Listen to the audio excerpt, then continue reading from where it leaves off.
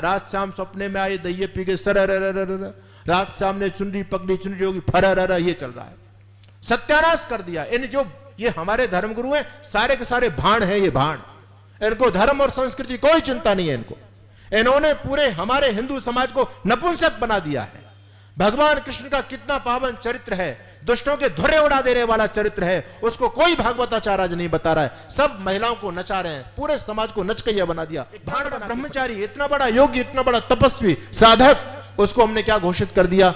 सबसे बड़ा कामी व्यक्ति घोषित कर दिया। चोर जार शिखामणि कौन बोल रहा है? आपके धर्म ग्रंथ बोल रहे हैं। आज कोई मुसलमान बोले कृष्ण के बारे में तो हमारे पेट में दर्द होता है, कोई फादर बोलता है तो हमारे पेट में दर्द होता है।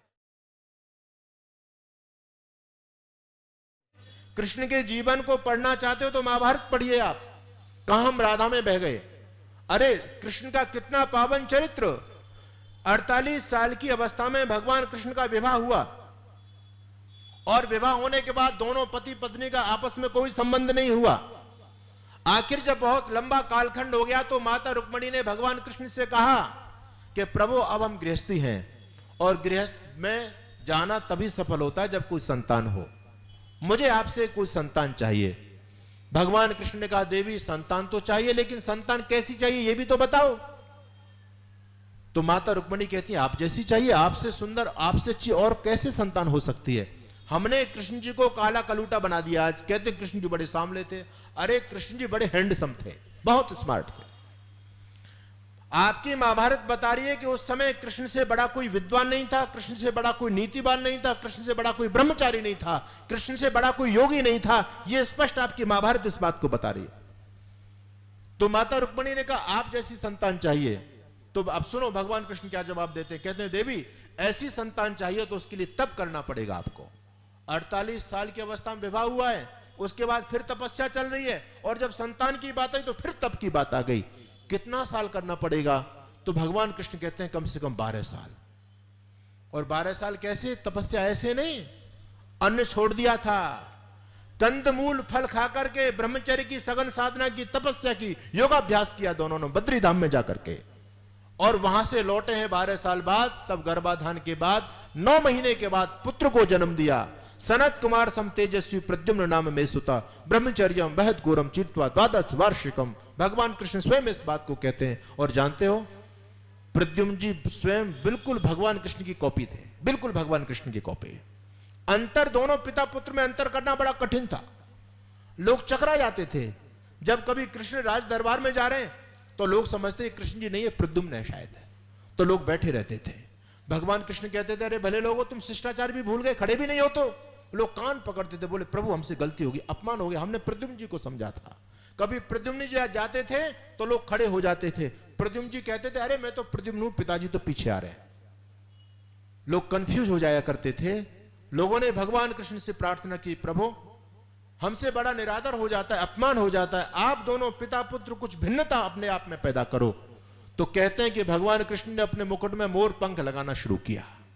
यह भगवान कृष्ण का चरित्र है। मैं आपको यह बताना चाहता हूं, इतना बड़ा ब्रह्मचारी, इतना बड़ा योगी, इतना बड़ा तपस्वी साधक, उसको हमने क्या घोषित कर दिया? सबसे बड़ा कामी व्यक्ति घोषित कर दिया। चोर जार शिखामणि कौन बोल रहा है? आपके धर्म ग्रंथ बोल रहे हैं।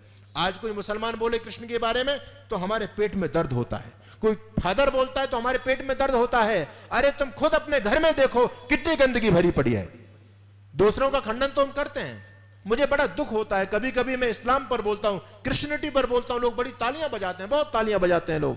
लेकिन जब अभी मैं किसी कार्यक्रम में गया, अभी की बातें, ज्यादा पुरानी की बात नहीं है, तो जब मैंने खुद इनका खंडन कर दिया, मेरे खिलाफ लोग हो गए, कहते हैं ये तो बाबा जी बुराई करता है, बुराई करता है। अरे जब मुसलमानों की बुराई कर रहे हो तो बड़े प्रसन्न हो रहे हो। तुम्हारे घर में जो गंदगी भरी पड़ी है उस पर यदि हमने झाड़ू चला दी तो हमारे पेट में दर्द होने लग जाता है। आपका हिंदू तो बचने वाला नहीं है। कोरे जय श्री राम के नारों से और कथाओं के अंदर 8-10 लाख की भीड़ हो गई, इससे तुम्हारा धर्म बचने वाला नहीं है। ध्यान रखना इस बात को। अरे धर्म बचेगा तो तुम अपने सिद्धांत से धर्म को बचा पाओगे। आज हम पर संकट है, आप अपने भाइयों को किस बहाने से रोक पाओगे? उनको मुसलमान नहीं बन जाएं, क्रिश्चियन नहीं बन जाएं, कैसे आप उनको बताएंगे? आप यही तो कहोगे कि हमारा धर्म बहुत अच्छा है, और आप उनको क्या जवाब दे सकते हैं? आपको अपने धर्म की प्रमुखता, आपको अपने धर्म की श्रेष्ठता उनके सामने सिद्ध करनी पड़ेगी। और जब आपके महापुरुषों का चरित्र दो धेले का नहीं है तो आप उनके सामने क्या बातें करेंगे।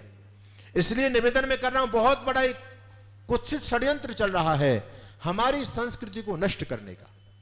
तो मुसलमान लोगों ने ब्रह्म वैवर्त पुराण लिखवाया भगवान कृष्ण को बदनाम करने के लिए। इतना बड़ा योगी तपस्वी, तो उस ब्रह्म वैवर्त पुराण के अंदर राधा नाम की कल्पना की गई है। ब्रह्म वैवर्त पुराण के अलावा किसी पुराण में राधा नहीं है। पूरे आप महाभारत को पढ़ जाइए, कहीं पर राधा नहीं मिलेगी आपको।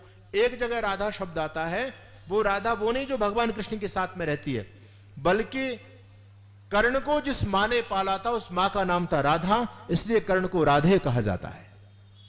भगवान कृष्ण को विष्णु का अवतार लोग मानते हैं, उस विष्णु पुराण में कहीं पर भी नहीं मिलेगी। एक हरिवंश पुराण है, हरि यानी भगवान कृष्ण, उनके वंश का वर्णन है, उसमें भी कहीं राधा नहीं है। और तो और जिसको आप महापुराण बोलते हैं, जो समाज में बहुत ज्यादा जिसकी आज कथाएं चल रही हैं, जिसको बोलते हैं श्रीमद् भागवत महापुराण। इस श्रीमद् भागवत महापुराण में कहीं पर भी कोई राधा नाम की कोई चर्चा नहीं है। लेकिन आज कोई भी भागवत कथा बिना राधा के होती नहीं है। राधिका गोरी से, ब्रज की छोरी से, मैया करा दे मेरो ब्याह, है ना। रात शाम सपने में आए दहिये पी के सर, रात शाम ने चुनरी पकड़ी, चुनरी होगी फर, ये चल रहा है। सत्यानाश कर दिया इन जो ये हमारे धर्मगुरु हैं, सारे के सारे भाण हैं। ये भाण, इनको धर्म और संस्कृति कोई चिंता नहीं है इनको। इन्होंने पूरे हमारे हिंदू समाज को नपुंसक बना दिया है। भगवान कृष्ण का कितना पावन चरित्र है, दुष्टों के धुर्रे उड़ा देने वाला चरित्र है, उसको कोई भागवताचार्य आज नहीं बता रहा है। सब महिलाओं को नचा रहे हैं, पूरे समाज को नचकैया बना दिया, भाड़ बना के पटक दिया है। आप कैसे उनके, अभी आपने मेवात में देखा, हमारी कोई शोभा यात्रा भी निकलती है तो केवल मनोरंजन के लिए है। चाहे राम जन्मोत्सव की यात्रा हो, कृष्ण जन्मोत्सव की यात्रा हो, अभी तुम्हारे मेवात के अंदर धुर्रे उड़ा दिए मुसलमान लोगों ने। इतनी बड़ी, कहां चले गए तुम्हारे, अरे बजरंग दल, भगवान महावीर हनुमान के नाम से, और तुम ठुक करके वहां से चले आए, तुमने हनुमान जी का नाम भी लजा दिया। कितने बड़े ब्रह्मचारी महावीर हनुमान, और उनके भक्त पिट करके आ रहे हैं। तो क्या हमारी कोई तैयारी नहीं है? हम तो केवल मनोरंजन के लिए जाते हैं। धर्म का पंडाल सजा हुआ है, उसमें धर्म की चर्चा कुछ भी नहीं हो रही है, केवल मनोरंजन हो रहा है। नाच नचा दिया जाता है लोगों को, तालियां बज जाती हैं, कुछ भक्ति के भजन सुना दिए जाते हैं। हम कहते हैं जी बड़ा कथा में रस बरस रहा है, रस बरस रहा है। अरे क्या खाकर रस बरस रहा है? उसमें क्या रस बरस रहा है? समाज को प्रेरणा क्या मिल रही है? नौजवानों को दिशा क्या मिल रही है? आप मुझे बताओ। सारे धर्म के जो नाम पर जो धर्म के ठेकेदार बैठे हैं, इन्होंने हिंदू धर्म को लजाने का काम कर रहे हैं सारे के।